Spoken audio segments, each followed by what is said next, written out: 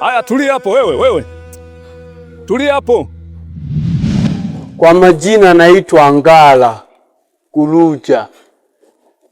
Natokea kikundi cha Misukule Kitundalelini Bugegeloti.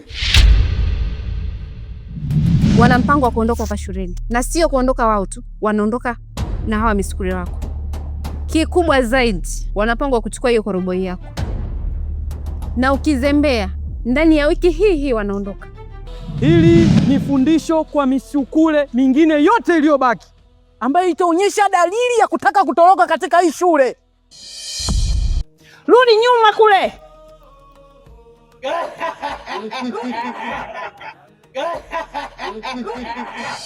Madam, wewe ndo kwanza ni mgeni umefika. Shughuli yenyewe unaisemea bado hujaiona. Kuna matimbwili haya hata nusu yake haijafika. Hizo milioni 2 ndo zimetuponza. Fanikiwa kujua koroboi ilipo. Iko kwenye ofisi ya headmaster na ameificha kabisa katika sehemu ya siri.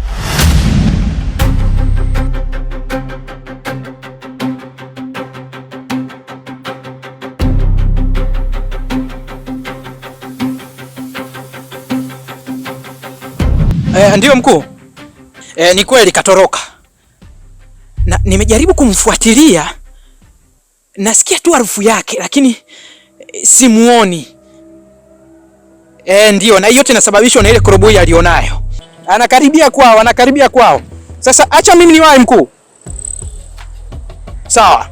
Nakutakia kazi njema. Hakikisha Misukule mingine haitoroki katika hilo eneo. Hamna shida mkuu.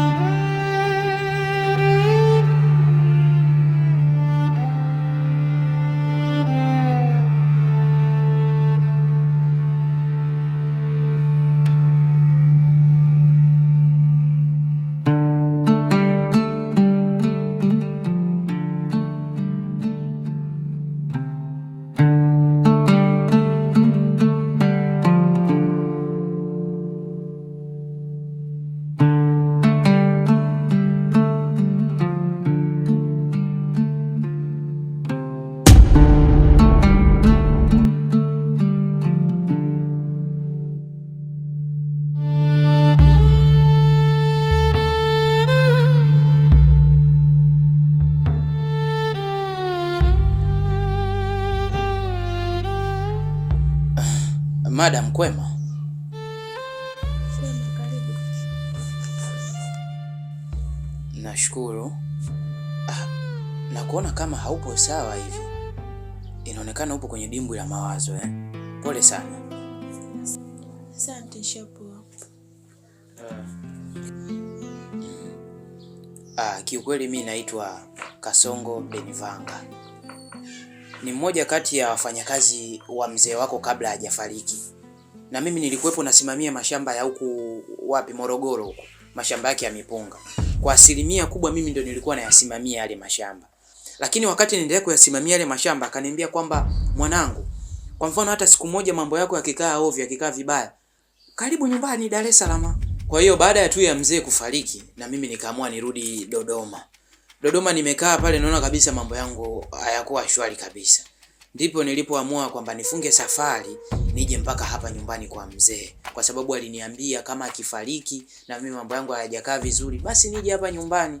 Kwa hiyo dada yangu, nimekuja hapa, naomba tu unisaidie kukaa hata kwa siku 2-3 hivi niweke mambo yangu sawa. Yakikaa sawa mimi nitaondoka. Kwa kweli siwezi kukumbuka, maana kama unavyojua mzee alikuwa na vijana wengi sana. Kwa siwezi kuwakalili wote. Lakini kama umesema kwamba alikwambia hapa ujisikie kama upo nyumbani, mimi siwezi kupinga. Na kwa kuwa umesema kwamba upo kwa kujishikiza siku 2-3, mimi sina shida, karibu jisikie upo nyumbani. Nashukuru sana. Tena nikusaidia. Begi.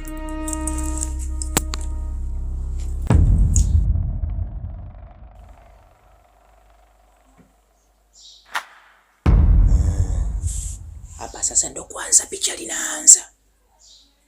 Mpaka nihakikishe naondoka na huyu msukule na koroboi.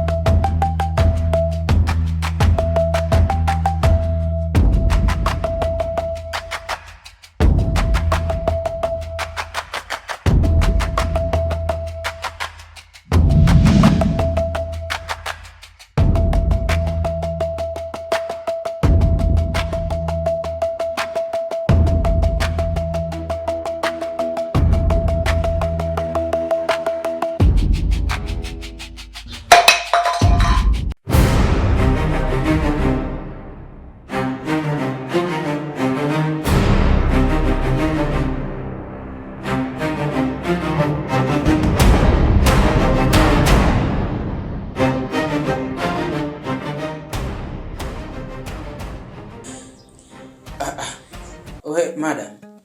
Vipi, kuna shida gani? Mbona umepiga kelele na namna hiyo? Yaani, huwezi amini. Nimemwona mdogo wangu Ngala ambaye amekufa muda mrefu sana, miaka 5 sasa hivi. Hiyo mara nyingi ninavyofahamu mimi ni vile mtu kuwa na msongo wa mawazo kumfikiria yule mtu aliyekufa. Lakini kwa hali tu ya kawaida hivi uweze kumuona mtu aliyekufa? Hiyo kitu ni ngumu sana. Kwa hiyo kitu ambacho nakushauri tu dadangu, punguza kumfikiria sana huyo mdogo wako. Mtu ameshakufa, amekufa tu. Kwa hiyo hata hivyo unavyosema wewe unaviona, unamuona sijui, hilo ni wengi. Pole sana.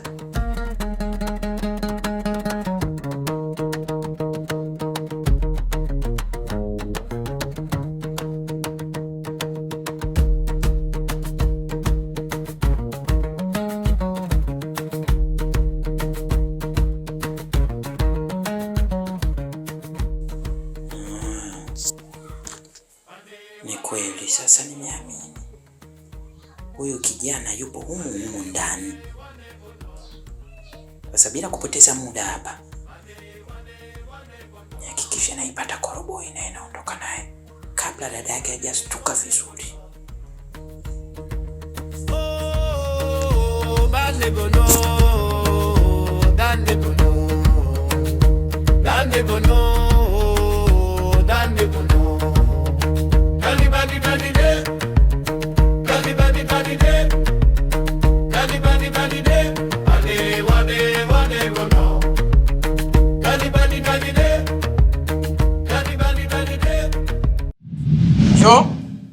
Yes, njoo tu taratibu, njoo. Na kuona, njoo. Usiogope bwana, njoo taratibu, njoo. Okay, njoo nipe koroboi. Njoo. Na kuona, yes, njoo. Yes, tulia hapo. Kunja kushoto, njoo huku, nyosha mbele. Yes, njoo nipe.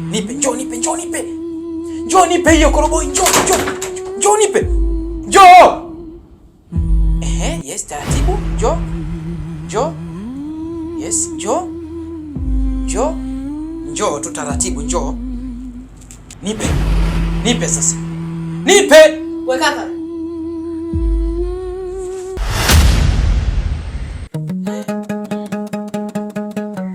Wewe mzima kweli kiakili? Mimi mzima dadangu. Yaani jamani, hizi ndoto. Kiukweli dadangu, mimi huwa na matatizo ya kuotaota ndoto, na huwa nikiota hizo ndoto huwa nafanya kabisa na uhalisia wa jambo. Nilikuwa nimelala hapa najikuta eti nimesimama hapa. Alafu sasa mimi zamani nilikuwaga tingo wa magari haya makubwa ya kushusha mchanga. Kwa hiyo hapa nilikuwa namwambia konda dereva arudishe kwa nyuma gari. Wewe Naona kabisa wewe dishi limeyumba ile. Dada yangu, kiukweli mimi dishi langu liko sawa kabisa. Tena frequency zimetulia kabisa. Basi kama dishi hili ni Azam, channel zote zinasoma. Kimelipiwa kile kifurushi cha mwezi. Kwa hiyo dada yangu usinitusi, usinitukane. Mimi mzima. Mimi kingamuzi cha Azam channel zote zinasoma. Wewe kingamuzi cha Azam cha Lasco. Dadangu usinitukane kabisa. Bora hata niwe vingamuzi vingine ila cha Lasco hapana. Mimi kuwa kingamuzi cha Lasco hapana. Wewe unamjua Salome? Yaani kwa style yako hii. Yaani inabidi serikali tuangalie kwa upande wa pili. Yaani inabidi kabisa wananchi tuombe tunule vipimo tukanapo nyumbani. Ili mgeni kabla kumkabisha ndani umpime kwanza akili.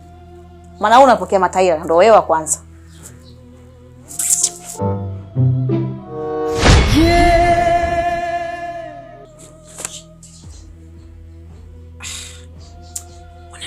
Mipango yangu hiyo kila wakati kabisa, mtu alikuwa anakuja.